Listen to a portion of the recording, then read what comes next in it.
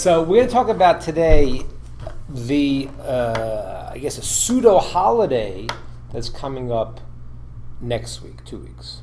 When I say pseudo holiday is because for Jewish people, this is considered the worst day of the year. Okay? It's called the 9th of Av, Tisha B'Av. It's considered to be the worst and saddest day of the year. And we're going to see, though, is that there's a secret here you need to know, and it has to do with what our topic has been, which is that this day will actually be one of the greatest holidays in the future. Okay, I'll have to explain why that is and how this all works. So, now I want to tell you something, truthfully, this is a little strange to actually have this conversation. I'll tell you why. Because Tisha B'Av is very much, in the sense, it's a sad day of things that happened to the Jews, as we'll discuss. Some of those sad things that happened, and maybe the culmination of the well, I would say the culmination, a lot of bad things have happened, but the pinnacle of some of these sad things were the destruction of Israel, of the temple. Okay, now that happened the first temple was destroyed on this day by the Babylonians, and the second temple was destroyed 490 years later by the Romans. Now here is where it gets a little bit weird, because Western society is essentially considered to be an extension of Rome, right? So we're talking about this here, and I say our class here is we have this class for people that are not Jewish, people that want to convert, people don't want to be, people want to be Noahides. So it's a little strange because I'm going to share with you some of the inner discussions, which are funny or strange, because if the Western society was the contributors to destroy the temple, so which side is everybody on? And I'm sharing with us here is because the idea is that everyone who's at this class, and hopefully everyone who hears this class, will understand that we want to be on a different side than maybe people were thousands of years ago. And this is where it gets very important, as we spoke about a few weeks ago with the story of Esav and Yaakov. We said how Esav became the Roman Empire. It's called, even the Torah is called Edom, it's called Rome. And we said how Esav and Yaakov are brothers. And there was a potential partnership that could have happened, where Esav, which was Rome, was the power, the machine, the force in the world, and if they would have been connected to the teachings of Jacob, of Yaakov, together they would have created the greatest partnership around. Esav rejected that partnership. Now, again, there are many aspects of Esav that were very, very positive and had to be brought back into the system. That's what we're doing right now. I shared with you the idea of Esav's descendant, who in English is called Marcus Aurelius. In the Talmud we know him as Antoninus. And Antoninus was best friends and a student of the great Rabbi Yehuda Nasi, who was the leader of the Jewish people. And during the Roman persecution, he ran interference and protected Rabbi Yehuda Nasi, that he was able to gather all of the sages together and to compile the oral Torah, because the oral Torah is supposed to be oral, it's supposed to be written. But what happened was they were afraid they were going to forget it, because they knew they were getting sent into exile. They knew the Roman persecution was very great. There was a little respite in that time. And that was the period where Marcus Aurelius, we assume that's Marcus Aurelius, his name is Antoninus in the Talmud, became best friends with this Rabbi Yehuda Nasi. And he was a student. And you see that there was a combination in the relationship. So what I'm going to share today is some of the things that happened between Rome and the Jewish people, and other nations and the Jewish people. And what we're hoping is that as we move into a new era, which is that those from the descendants of Esav or the descendants of Babylon, today we don't know who's who, because it's a mixed, the whole world is mixed up, but that they're going to want to line up and participate in this connection to God. Because the Talmud says that not only would Rome and other nations not have destroyed the temple if they understood what the temple was, but they actually would have put 24-hour guards to protect it. because the temple didn't only benefit the Jewish people. The temple in Jerusalem, in the holy site, which now all the action in current events is moving there right now. That's what's going on. If you realize that, but what's happening right now is exactly that. With supposed to be tomorrow, and Hashem should protect us. Tomorrow is supposed to be a situation where the Arabs are closing their mosques throughout their cities and trying to send everyone to the Temple Mount, which is our holiest spot. It is not the Muslims' holiest spot. As a matter of fact, it's never mentioned in the Quran even once. The Quran mentions Mecca 700 times, Medina 350 times, and Jerusalem is not mentioned at all. And you see, if you go there, when they pray, they face away from Jerusalem. They pray towards Mecca. We here in America always pray to the east, towards Israel. If you were living in the east, you pray to the west, to Israel, north, south. You always pray towards this one spot, which is the central spot. So we're going to talk about it a little bit, and hopefully people will understand it's not something you want to fight, it's something you want to be part of. That's what I'm trying to get. Okay? So let's talk about it a little bit. How does this day become this rough for the Jewish people? And I mean rough, I mean rough. Okay, many things happened on this day throughout history. All right? And many things were decreed to happen on this day. Destruction of the first temple, destruction of the second temple. The city, and you understand, the second temple was destroyed. There were 2.5 million Jews that were killed by the Romans. That's a lot of Jews. And the ancient world was not that many people. I mean, how many Jews were there? There was 6 million. 2.5 million were killed. 100,000 were sold into slavery and used in gladiators and wars, in the entertainments in the theaters. Those things happened. Turnus Rufus, who was a Roman governor, he plowed the city of Jerusalem, made it an idolatrous city. He took over. The city of Beitar, which was the haven. You have heard the story of Bar Kokhba. They found a minted coin from Bar Kokhba. Bar Kokhba was a leader of the Jews that rebelled against the Romans. He reestablished a Jewish sovereignty for a few years, and then the Romans came and they killed him, and they killed 100,000 Jews. Died in that. 100,000 or million, I forgot actually, but many Jews were killed in that experience. And things throughout even modern history happened also. I'll give you some other examples.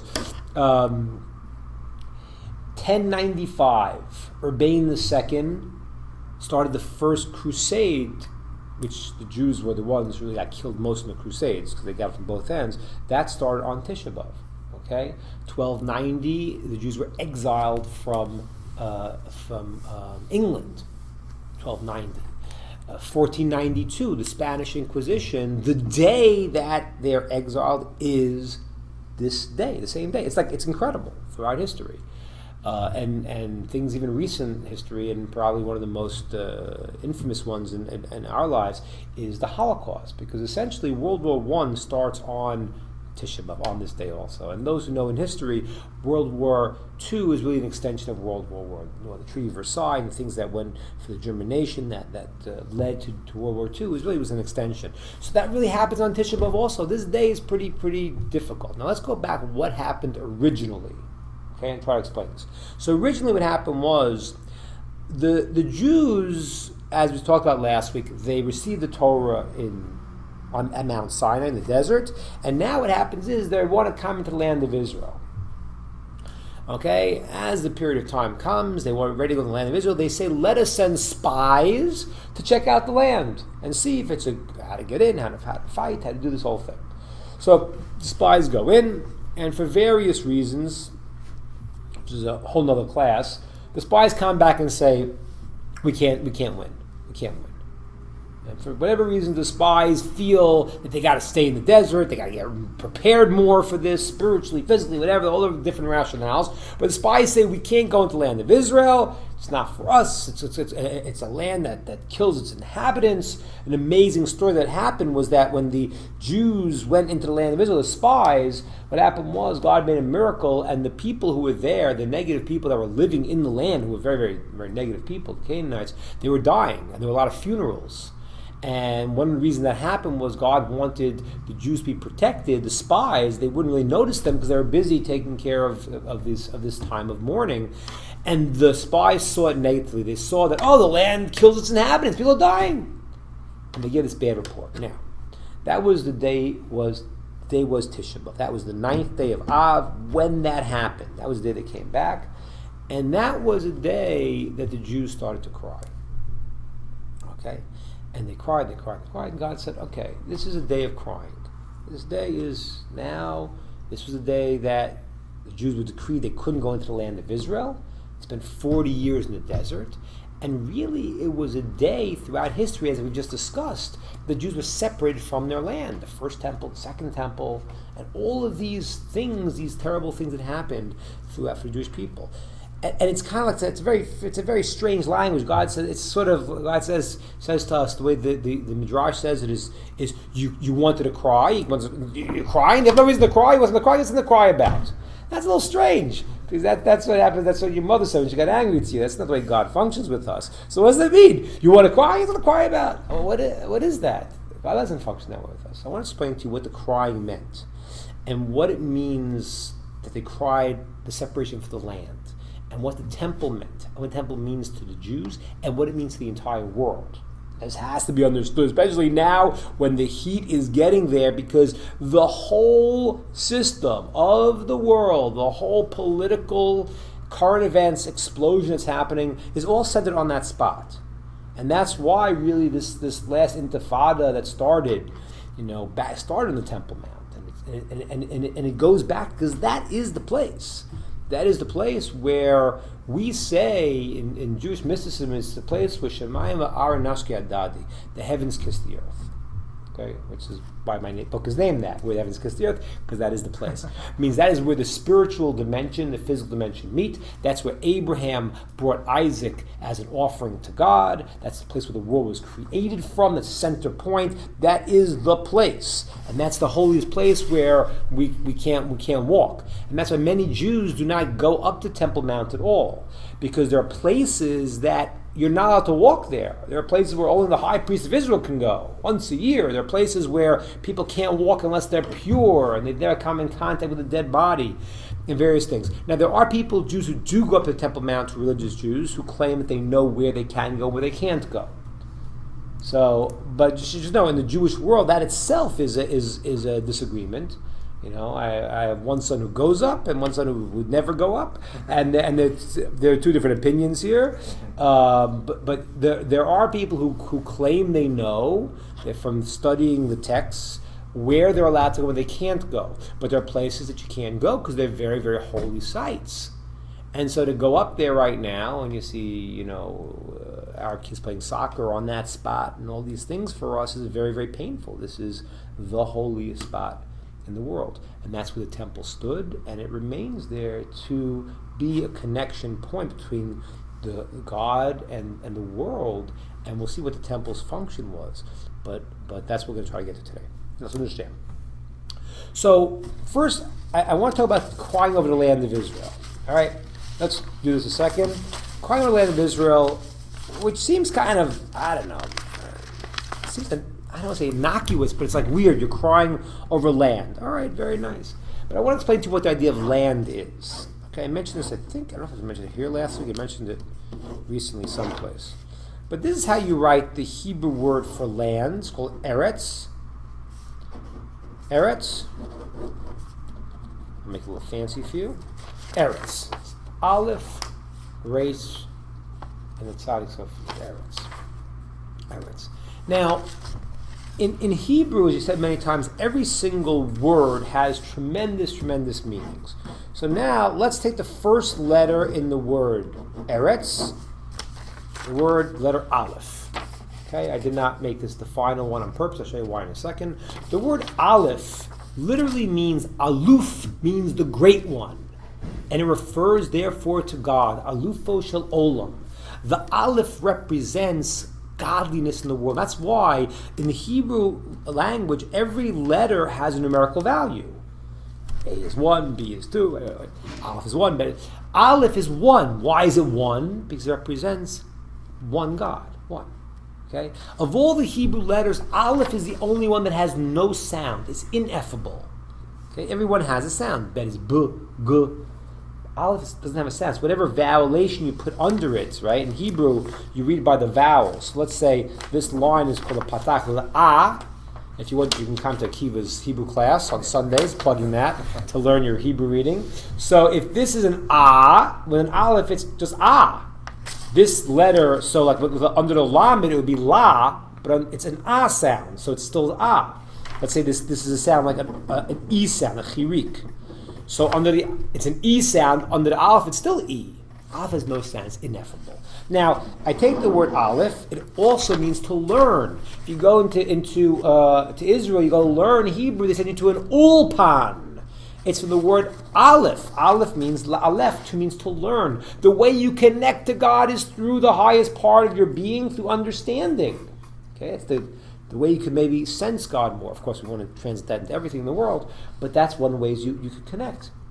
If you take the word Aleph, you spell it backwards, these letters backwards, it spells the word Pella. Pella means a wonderment, beyond what you could imagine. Because when you want to try to understand and connect to God, you have to understand it's beyond anything you could understand. It's not possible to understand. So Aleph always represents godliness in the world. This word here, therefore, Eretz, can be read Aleph, godliness, Ratz. Ratz means to run, to expand, to spread out. The idea of land in general, and the land of Israel in particular, is the idea of godliness expressing itself even in the physical dimension. And that's why even the name Yisrael, Israel, has many different meanings. One is Yashar, straight, to God. The land of Israel itself is supposed to be, and I'm going to show you this is going to be hopefully the whole world someday, it's supposed to be the idea that godliness expands into everything in the physical world. It's not supposed to be a world where you think, okay, so here I have my religion, and there I have, now I'm just a person in the field. It's not that. It's supposed to be that you're seeing godliness in the world too. A person who is a farmer, for example. There's a whole discussion about farming, and farming was on one hand is a very powerful profession. It was a very difficult profession. The sages tell us it would become easier in the future, which is happening now with different discoveries. But the idea of a person going and taking a seed, putting it in the ground, tending it, working it, and then if it starts to grow, you can say, wow, I'm a great farmer, Farmer Joe, I built this myself. Or you could say, wow, I see godliness in my life. I see that God gave me the rain, created the seed that can grow. So the land and the earth, the physical dimension, can make a person earthy, mundane, and not see God. But that's not the idea of the land. The idea is the Aleph is Ratz. The godliness is spreading out, is running, is expressed, even in the physical dimension. Eretz Yisrael is that the land is helping us to experience straight to Hashem. And that's why it says that the Talmud says that God's involvement in the land of Israel is much more direct. You can see it more directly. And that's one of the reasons why the land of Israel becomes the holy land. It's not because it has as good cheese. That's not it. The reason why is because the land of Israel, what it has is that you can see spirituality in the land. That's what's going on. So now, what happened when they cried? Crying is a very, very powerful emotion. It's like it's a state where you it's called the sweat of the soul. I shared this with some people in the shul once. One time I went to my rabbi one time, my previous rabbi was ill, and he had Alzheimer's, and he was very, very ill. And then I went to another rabbi, and I said, listen, I'd like to learn by you. And he said, I said, I want to learn mystical things with you. I told him the things that I had learned. But he didn't know I was walking off the street. So he says to me, he looks at me and says, well, you want to learn these things? How do I know you even have a soul? Ooh, that's a rough question. I said, I think I do. He says, well, do you ever cry? I said, sometimes. When do you cry? He says, crying Tisha B'Av. Okay, maybe I have a soul. Now, thank God we have souls. I don't think he meant it that way. But he meant that there is an ability to get in touch with a deep part of a person, which is the power of tears. And that's why sometimes, there's two wild emotions that are really opposite. Crying tears, and what is the other emotion that's the opposite, but the most maybe out of control emotion that is almost diametrically opposed to crying? What is that? Laughter. When you laugh uncontrollably. And usually when you do, you start crying, which is the funniest thing, because the two things start to blend. They're both very, very deep. And that's why, laughter is really in its deepest sense the idea of coming to the end and being so surprised by what the truth is. So laughter and crying are very, very powerful emotions which a person is expressing something so deep in their soul that they don't have words for it anymore, right? When I want to tell you I feel bad, or I'm so happy, so then I talk. Listen. That was very New York. I said, I talk. Right? That came out of it. That's because you talk about New York, yeah. I said. So I talk. So when I'm very happy or sad, I say, well, I am so happy. This was a wonderful experience. It was pleasure dining with you tonight. Okay, that's what I'm going to say. I'm very distraught. I'm very, very sad. This is a very, very disgraceful experience. That's sort of in the head. When it's beyond that, and I'm so happy, I'm giggling. I can't even put it into words. I'm just like, ah. And the same is true when you're so distraught. A person who's crying really doesn't have words. You can't put it into words. It's already past words. Okay? So when the Jews cry over the land of Israel, they create a separation between themselves and the land. And that's the problem. The problem is the function of the land was to see God in the world. And once they cried and they removed themselves from it through this painful experience of tears, so that created a break. And that break has got to be fixed up. And the truth is, if the Jews wouldn't have cried then, they would have come into the land of Israel, and the world would have been in a whole different place forever. But once there was that break, Tisha B'Av was allowed to happen. We had to go through challenges and travails in this world to fix up that break and to reunite that bond. And that's going to be the story of history of the world right now. Okay?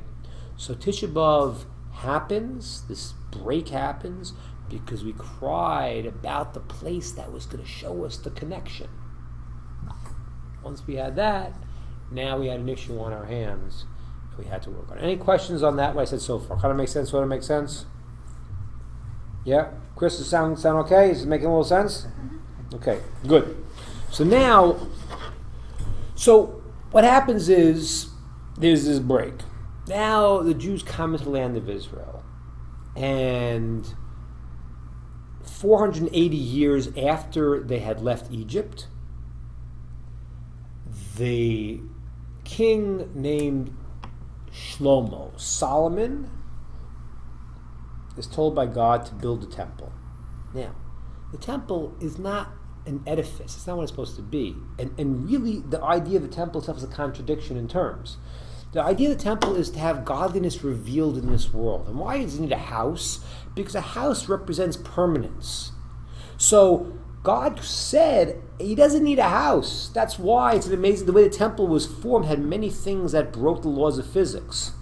Okay? The windows, for example, would be going the wrong way.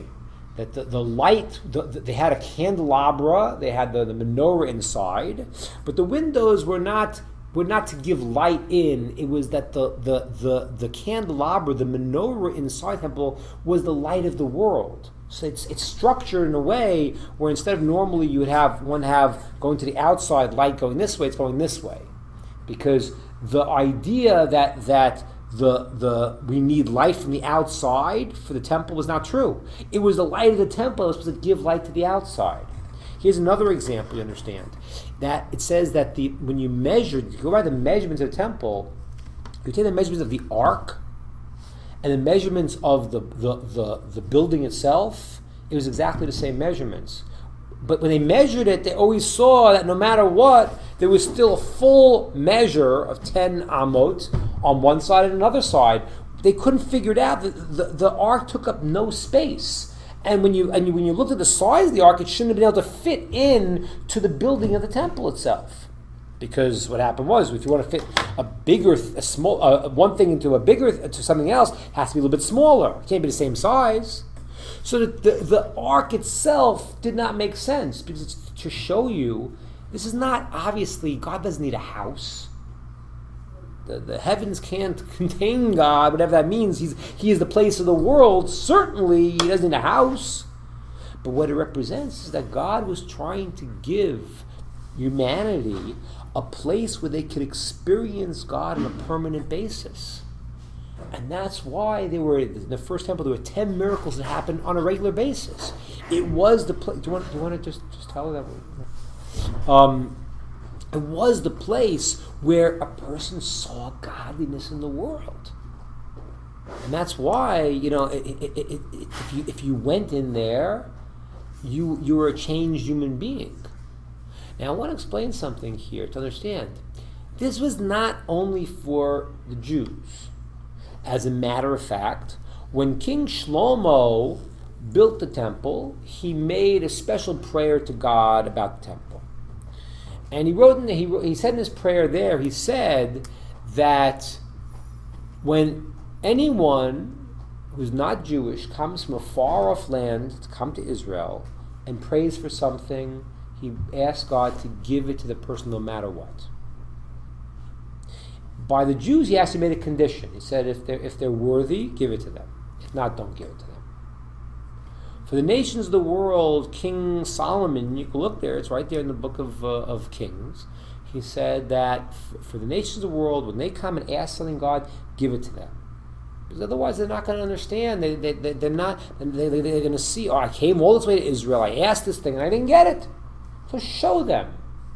So this place was a place that was bringing God's light into the world, which was the function of Eretz Yisrael, the land of Israel, was that the land should show a direct conduit between us and God. And that's why the amazing thing, it says when King Shlomo was the king for those years, there was no famine in the world any place. There was no natural disasters any place. And that's what I said to you earlier, that there would have been 24-hour guards to protect the temple if people understood what it provided for them. It provided a way that you could experience God in the physical world. Not that he needs a place, but a house means stability. A house means something that's set. And therefore, God's presence was now experienced tangibly in this world. And that was the amazing part of this period of time. Okay? Questions, comments, thoughts? Make sense? What make sense? Good? Mm-hmm. Okay. Now, but what happened was, as I said to you before, the crying was a little bit of a break between us and God. And the 410 years that the first temple existed, things at a certain point were very good, and then they started rolling a little bit downhill. And as happens with people, they get used to their situation. They don't appreciate their situation. They take advantage, and they fall out. And that's what happened. Now what happens is that the first temple is destroyed by the Babylonians, and the Jews are exiled to Babylon. And that is only 70 years. When we come back, the second temple is built. The second temple is not as great as the first temple. Okay, the second temple is the miracles of the first temple are not as great. it's eventually a very beautiful edifice. Okay, it's an edifice that Herod was a great builder, ends up fixing up, and a beautiful edifice, but it doesn't have the same spiritual level as the first one. The second temple is destroyed by the Romans. Okay, and when they destroy it, so things go completely haywire for the Jews.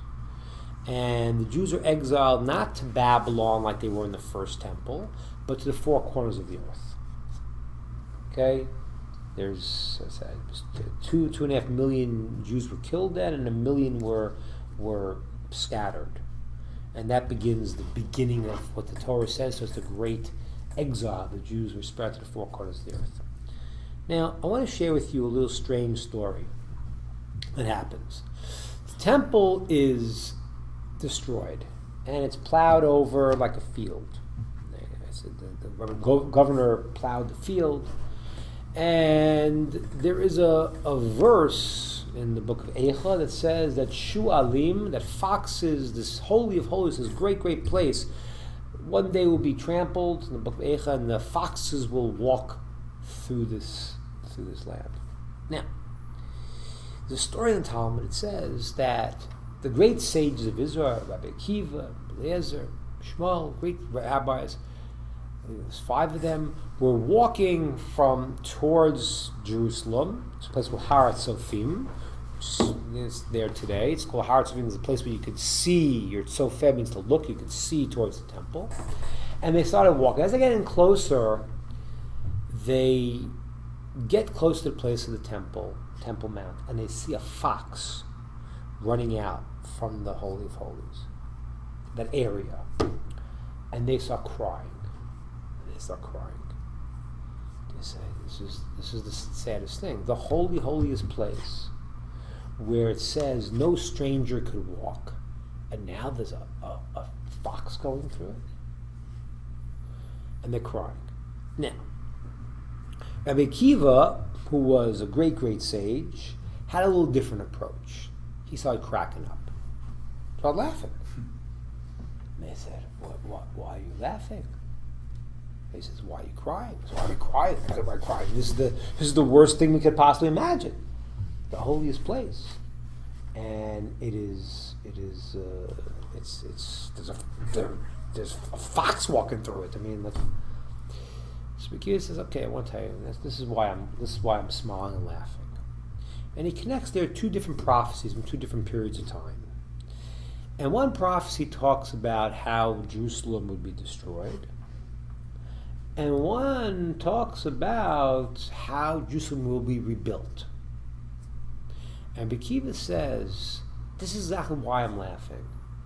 Because the prophecy about the rebuilding of Jerusalem and old people and young people sitting and joyously being in Jerusalem, the sound of bride and groom and all these great things in Jerusalem could not happen until the first prophecy happened. Just like God prophesied the first ones would be destroyed, right? The temples would be destroyed. He also promised that afterwards it would be rebuilt. That would be the rejuvenation of Jerusalem. So he says, the reason why I'm laughing is because now that I see the negative happen, you're guaranteed the other prophecy of the great things is going to happen too. The prophecy of the problems has happened, so certainly the prophecy of the redemption is going to happen. Now I want to explain this idea to you a second, what this exactly means. And why Rabbi Akiva he's always laughing when everyone else is crying. Okay? So, but to do that, I have to say a question before that. Why did God need to destroy a temple in the first place? I mean, if the temple was giving spirituality in the world, so why destroy it? Like, what did that do? Why did God destroy it? Any ideas?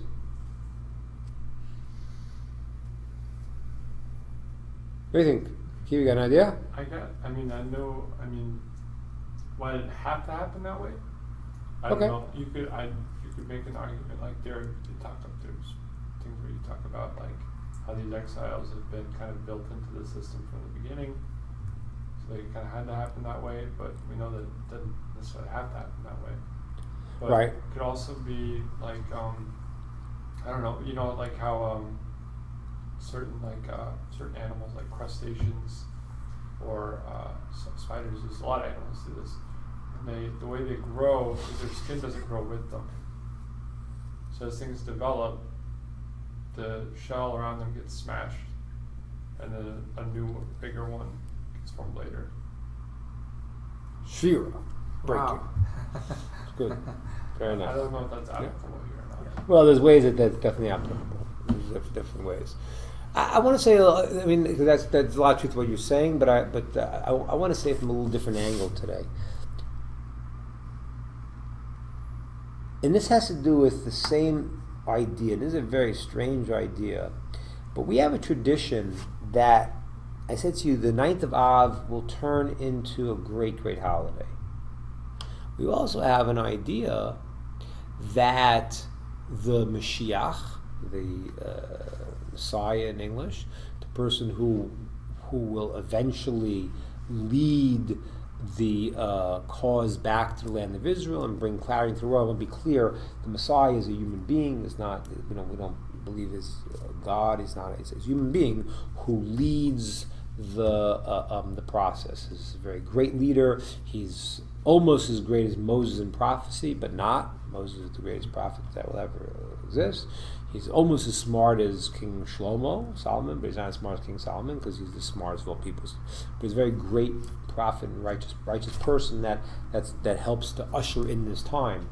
So it says that his birthday is none other than what? This day. Yeah. Now, why is that? Why does it have to be that his birthday is on the 9th of Av? And if we understand this, we'll understand a little bit the story of Rebbe Akiva, okay, with the foxes. So, when I talk to you about, and this is very, very important for everyone, especially people who grew up in a Western society, how do you understand when a person has problems and difficulties? How do you understand why these things happen to us? Now, if your perspective is that you view God as wanting to hurt you, then you say, well, this is, you deserve it. That's not the way we look at the world at all. What we understand it is that the purpose of every difficulty is for the purpose of the healing itself. In the story of the destruction of the temple, so the sages tell us that what happened was, if God would have not have destroyed the temple, the punishment would have been a lot harsher, because punishment would have been on the people themselves. Meanwhile, many people survived, people die. But the temple, in the end, it says, so to speak, there was a certain negativity that was created, and the response to that negativity was on a building as opposed to on the entire people. The purpose of any problem in the way we should see the world is it is the part of the medicine for the healing. And that's what it means that the Mashiach, the Messiah, is born on Tisha B'Av. Because the whole purpose of the suffering is to bring out the redemption. It's not for the thing itself. Sometimes in life, a person needs to go through a challenge. This is a little bit what Ki was saying. You need to go through a challenge, to go through a problem. Now, how do you look at it, though? Is the purpose of it to go through the problem to experience the problem, or is it to go through it in order to go and to experience the way to get out of it? Our perspective is exactly the opposite. Our perspective is the reason why the Mashiach has to be born on Tisha B'Av is because the idea of the exile itself is to bring about the redemption. It's not, okay, you're being punished, you're bad. No, it's that, okay, you made a break in the spirituality, you're going through these challenges, which is supposed to open up your heart to be able to receive the good that you have to get. And I'll show it to you in the words. The words in Hebrew for exile is gola. That's the word, gola. Gola. That's exile, to go to galut. Now, the word in Hebrew for redemption is geula. Hey, that looks pretty similar. Gimel, hey, it's all the same, except there's one letter. What letter is that? The famous Aleph we had before. Godliness, putting godliness back into our lives is the difference between the exile and the redemption. So what happens is that if you didn't appreciate God in your world, you cried in the desert, what am I going to do? So then the reason why you experience the difficulties of having God not in your life is in order that you could say, this is what I want. You make yourself a vessel to be able to receive that. And that really is the deeper meaning that Messiah has to be born on Tisha B'Av. Because the purpose of the day is not to go and to punish you. The purpose of the day is to go and to make you a vessel, have the ability to say, this is what I want in life. I want God in my life. Now this is what's happening on a level for the Jewish people, the temple, but it's happening for the whole world. Now here, I mentioned to you before about the thing about the shu'alim, the foxes.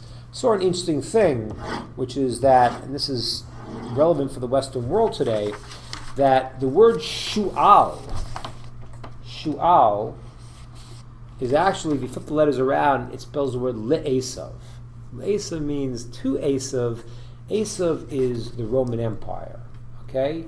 Esau is considered to be the father of the Roman Empire. In a certain way, it's considered the father of Christianity in that sense. And that's why I showed you one time before, since we're doing letters today, if you spell the name Esav out fully, it actually is the name of JC. That's his name if you flip it around. Even though Jesus was a Jew, but what happened was that he became the leader or the spiritual forefather of the Roman Empire. Okay, and that's why Christianity then becomes connected to the Roman Empire. It becomes, first it's the pagan religions of the Roman Empire, then becomes the Roman Empire adapts Christianity as its view. So these things, and this is why it's so important for what we're talking about with our class, because there's a phenomenon that's happening, which we've discussed before, and I just want to elaborate one point, because you see it literally happening today, is that there is a split in the world. You have the Jews in the land of Israel. You have some nations, we'll call them from the Roman influence, that have a certain view of the land of Israel and the Jews. And then you have also the alliance of the Arab nations. And we've discussed that. But we have to understand that in a second, because really with what's happening right now on the Temple Mount, this is literally the point we're at. I mentioned to you before the idea that even according to many Muslim philosophers, we talked and scholars, they said that they claim that Muhammad's mother was Jewish. Now, according to these Islamic scholars, according to that theory, that means Muhammad was actually a Jew. That means you have now the two largest religions in the world have literally become a break-off from the Jewish tree.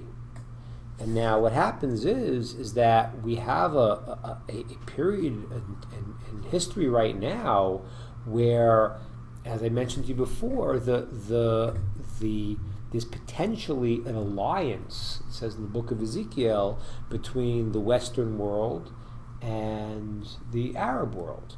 And it says there that in the final battles in the land of Israel, there's an alliance between the Western society, as embodied by Rome, and the Muslim societies embodied by the Arabs. And they combine. And it says that they come to fight on Jerusalem, and then they themselves split apart because they realize that they don't agree in their philosophy of the world either. They think that they have a different view of the world. And this is what's happening literally right now, and it's why it's so important for America in particular and the righteous people in the world to choose the right side. Choose the right side. It's really what has to happen. I was I had a lunch and learn a little while back, and I had Dr. Tom Price, who's a congressman here. He's now running the Ministry of Health for President Trump. And I said to him, listen, I really hope that America chooses the right side. This was before Trump was elected. Choose the right side. But I want to tell you something. The reason I'm saying that is not for Israel. I'm saying that as an American, and I'll tell you why. Because in the end, Israel is going to have God on our side, and it's for us as Americans right now to choose to be aligned with the right team. It's really, really important. When the combination happens between the forces of Esav and the forces of Yishmael, the forces of the descendants of Abraham, Yishmael as being the son of Abraham, and the son of Isaac is Esav, and when they combine to come against the Jews, we have to make sure as Americans that we choose the right side, because the temple itself, what it provided for the world, was a connection, a place where heavens and earth kiss. It's a place where godliness could be seen and experienced in the world. And that was for everyone. That was for the whole world.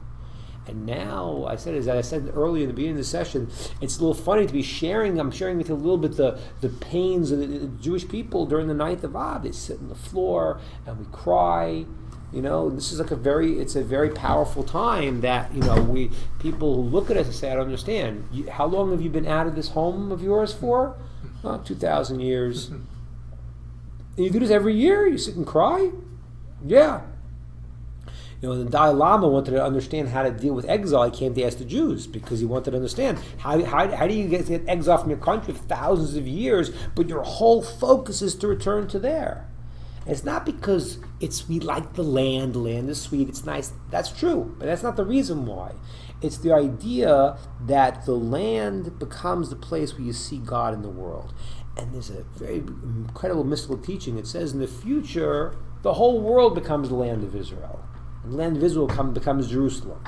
And what that means is that what we're looking for is that godliness, that clarity in the world to spread out to every land in the world. Earth, Oretz, land, represents the most physical thing in the world. If you could see godliness in that, you can see godliness in everything. That's the ultimate time. And that really is sort of the pains of the ninth of Av. It's we're going through this thing.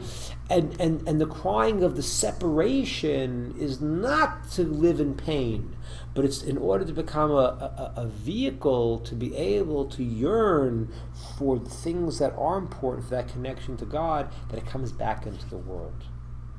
That was the idea. So I hope guys. And it's very important when you look at your situations, all the pain.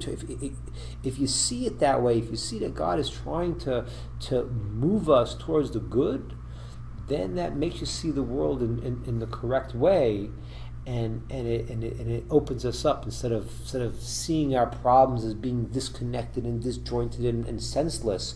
This has got to be medicine to move us to the right thing, and it's crucial for everyone in the world to become part of that experience, not to fight it like the Romans of yesteryear, but to help rebuild it like you guys can do today. Questions, thoughts, comments on what we said? Nothing? That's pretty good. So, saying that there's kind of the things like lines are being drawn, you have to pick a side, and there's 7 billion people in the world. Right. There's 14 million Jews in the world. Right. How are people supposed to know what they're supposed to do? I'll tell you what I believe. I once I once had a situation where I was in Israel and we were learning the yeshiva. And we found this text, this one rabbi who talks about a person who's not Jewish keeping the Noahide laws. And there's a big discussion about that in terms of what happens if he figures out himself. What happens if does he have to learn it from a Jew? Does he have to learn it from someone who knows it? Because a lot of people kind of keep some of the 7 Noahide laws just for morality. People on their own who figure out, don't kill, don't steal. Okay, so they try to figure out. A lot of people who look for morality, a lot of times they keep a lot of the 7 Noahide laws.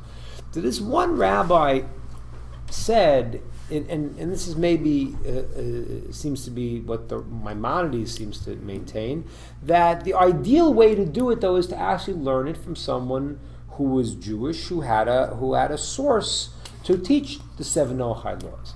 So I was a young student, and this bothered me a lot. I remember I said to one of the older students, I said, I don't understand. They're Aborigines who've never met a Jew in their lives. How could it makes no sense? So the guy says to me, he goes, and I thought it was the craziest answer I ever heard. He said, listen, he said, if a person in their hearts wants something, that Hashem moves it, that he arranges. You meet this one, you meet that one. I thought it was a crazy answer. I didn't believe it. I thought it sounded like nonsense to me. So then a year later I got married, and my wife and I decided we wanted to go on a honeymoon. We wanted to find a secluded beach someplace. So we decided we're going to the Seychelles Islands. And literally, when we walked onto the island, every person who ever thought about anything to do with Judaism tracked us down. And they started, are you a Jew? Are you a Jew? It was like nonstop. It was the most amazing thing. So I realized from there that there's a lot of truth to that. And I say people who and everyone in this room also, if you look at what you want and what you thought about, it leads you, and God leads you to meet this person, meet that person, and to find out what the truth is. So my answer to your question in a short sense is that if your heart's in a good place and it wants the right thing, you're going to be led in that direction. If you want to see stuff that's not good, you'll see that. I never ceases to amaze me how people could look at the story in Israel and people like Roger Waters, like, okay, that's it. I'm listening to Pink Floyd. I'm done with them. But Roger Waters, like how do you write these good songs and like you can't see what's so obvious? I don't get it. You don't see this terrorism, and there's one place in the Middle East that functions with freedom. Now, again, I'm not saying the state of Israel is a perfect state. It's not run fully by Jewish law. But on the whole, as far as the righteousness of the world compared to every other nation, I'd put it in the top 1 or 2, So how do you not see that? Because you don't want to see that. So the bottom line is that I think for the 7 billion Jews, the good news is, right, we've increased a lot in 5 minutes. Right? For the 7 billion people in the world, I think the good news is that God could direct the world any way He wants to. And if you really want to see the truth and see what's right, you will. If you don't, you're going to get stuck. And the testimony to that is what we're doing here right now. People who say, okay, I want to look at the truth in an honest way, and I have questions. I always say, questioning is the greatest thing in the world.